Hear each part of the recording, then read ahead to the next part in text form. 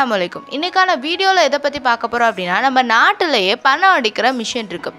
இருந்துமே ஏன் நம்ம அதிக பணத்தை அச்சடித்து பூர் பீப்புளெல்லாம் ரிச் பீப்புளாக ஆக்க நம்மளோட அரசாங்கம் விரும்ப மாட்டேங்குது. அதை பற்றி தான் இந்த வீடியோவில் டிஸ்கஸ் பண்ண போகிறோம். ஸோ வாங்க வீடியோக்குள்ளே போகலாம். ஸோ இப்போ நம்ம நினைக்கிற மாதிரியே நம்மளோட கவர்மெண்ட் அதிக பணம் பிரிண்ட் பண்ணி எல்லாரோட அக்கௌண்ட்லேயும் 8 கோடி போட்டுட்டாங்க அப்படின்னு வச்சுப்போம். இப்போ போட்டுட்டாங்களா? இப்போது நார்மலாக ஒரு பைக்கை உற்பத்தி பண்ணுற கம்பெனி ஒரு நாளைக்கு 50 பைக் உற்பத்தி பண்ணிட்டு இருந்தான்.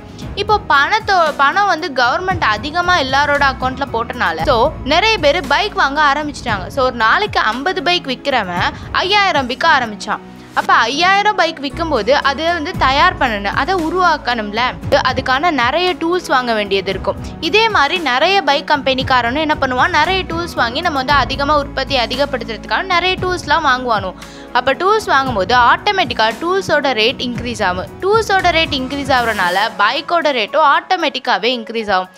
இதே மாதிரி தான் ஜிம்பாவா அப்படிங்கிற ஒரு கண்ட்ரி என்ன செஞ்சிச்சு அப்படின்னா, நாங்கள் நிறைய பணத்தை அச்சடிக்க போகிறோம் அப்படின்னு சொல்லிட்டு நிறைய பணத்தை அச்சடிக்க ஆரம்பித்தாங்க. அப்போது அதோட விலைவாசியும் அதிகமாச்சு. மக்கள் நார்மலாக ஒரு முட்டையோட விலை 1 பில்லியன் அளவுக்கு வாங்க ஆரம்பித்தாங்க. மார்க்கெட்டுக்கெலாம் மக்கள் கூடையாக பணத்தை கொண்டு போக ஆரம்பித்தாங்க. ஸோ இதனால தான் பணத்தை நம்ம அச்சடிக்க மாட்டேங்கிறோம். சரி, நம்ம நாட்டில் தான் இந்த மாதிரி பிரச்சனை வருது.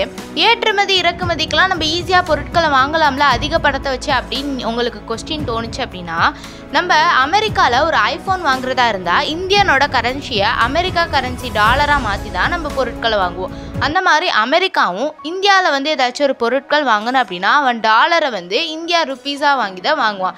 இப்போ நம்ம நாட்டில் எக்கச்சக்கமாக விலைவாசிலாம் உயர்ந்து போயிட்டு இருந்துச்சு அப்படின்னா அவன் என்ன பண்ணுவான், ரைஸோட விலையை கேட்பான், அதிகமாக இருக்கும். உடனே பக்கத்து நாட்டு கண்ட்ரி அவன் அரிசியை குறைய விலை கொடுக்குறானோ அங்கே வாங்கிட்டு போயிடுவான். இந்த மாதிரி பண வீக்கத்தை தான் நம்ம இன்ஃப்ளேஷன் அப்படின்னு நம்ம சொல்கிறோம். நம்ம நாட்டோட பணத்தை எந்த முறையில் அச்சடிக்கிறாங்க அப்படின்னா, நம்ம நாட்டோட எக்ஸ்போர்ட் இம்போர்ட், அதாவது ஏற்றுமதி இறக்குமதியை பொறுத்து தான் அச்சடிக்கிறாங்க. இப்போ நம்ம நாட்டில் ஏற்றுமதி அதிகமாக இருந்துச்சு அப்படின்னா, நிறைய பொருட்களை எக்ஸ்போர்ட் பண்ணோம் வெளிநாட்டுகளுக்கு அப்படின்னா நம்மளோட பணம் அதிகமாக அச்சடிப்பாங்க. இதுவே இம்போர்ட் அதிகமாக பண்ணோம், நிறைய நாட்டு பொருட்களை நம்ம நாட்டில் இறக்குமதி பண்ணோம் அப்படின்னா நம்மளோட பண மதிப்பு குறைய ஆரம்பிக்கும். ஸோ இதுதான் இதோட கான்செப்ட்.